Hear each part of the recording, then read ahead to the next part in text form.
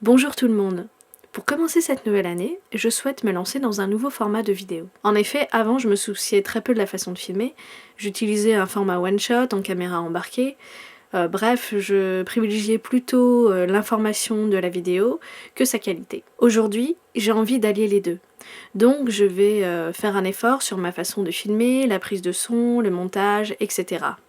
Bien évidemment avec le matériel dont je dispose aujourd'hui, mais qui pourra être perfectionné avec le temps. Je vais également développer son contenu. Il y aura plus d'explications, plus d'informations. Les vidéos seront souvent couplées à un article que vous pourrez retrouver sur mon site internet. Vous trouverez le lien de ce site internet dans la description plus bas. Je me permets de faire une petite aparté sur mon site internet. Vous pourrez y retrouver mes travaux en permaculture, ainsi que des informations sur les ateliers, les chantiers et les formations que j'organise toute l'année, mais aussi des articles très complets sur la permaculture et l'autonomie. Cette première vidéo sera d'ailleurs en rapport avec l'autonomie, puisque je vais vous parler d'une technique qui permet de cuire plus sainement les aliments, mais aussi de faire des économies d'énergie. Il s'agit de la marmite norvégienne.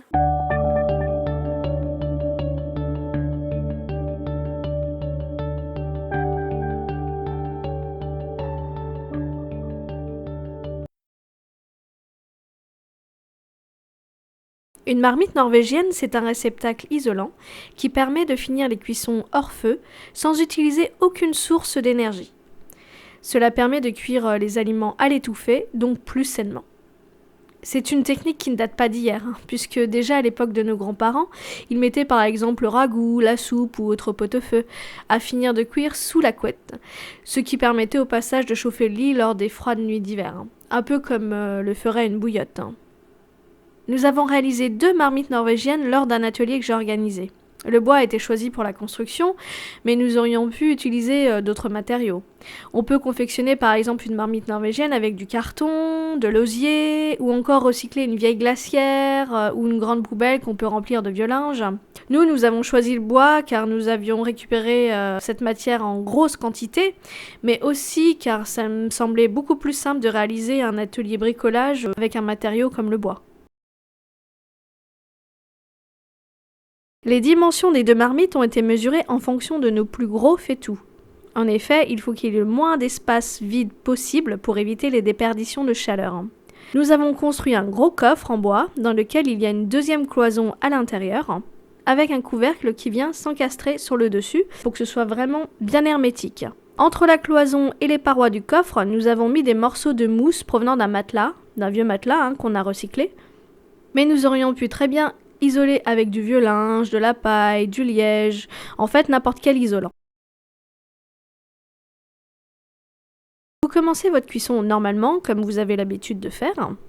Sur l'exemple que vous voyez en vidéo, j'ai cuit des pommes de terre à l'eau, tout ce qu'il y a de plus simple. J'ai attendu que l'eau monte en ébullition, puis j'ai programmé le minuteur pour 2 minutes. Ça m'a permis de faire autre chose pendant ces 2 minutes. Après, le temps varie selon les aliments que vous allez cuisiner. Une fois les 2 minutes écoulées, j'ai mis la gamelle dans une des marmites norvégiennes. J'ai bien refermé le couvercle, toujours pour que ce soit bien hermétique et que la chaleur ne se perde pas. Comptez environ 2 fois le temps de cuisson normal. Mais l'avantage de la marmite norvégienne, c'est que vous pouvez préparer des plats à l'avance. Par exemple, pour mes pommes de terre, je les ai cuisinées le matin. 3 heures après, l'eau était encore chaude et j'ai pu les manger pour midi sans devoir les réchauffer.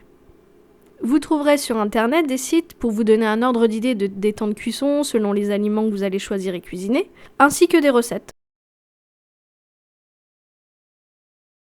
En conclusion, la marmite norvégienne, c'est une technique ancestrale qu'on a perfectionnée avec le temps. Elle permet de cuire les aliments plus sainement, car étant chauffés que très peu à haute température, ils gardent tous leurs nutriments et toutes leurs vitamines. Facile à mettre en place que vous soyez bricoleur ou non, qui vous permet de préparer vos plats à l'avance ou de les garder au chaud. La marmite norvégienne vous permet de réinventer votre façon de cuisiner. J'espère que cette vidéo avec ce nouveau format vous a plu.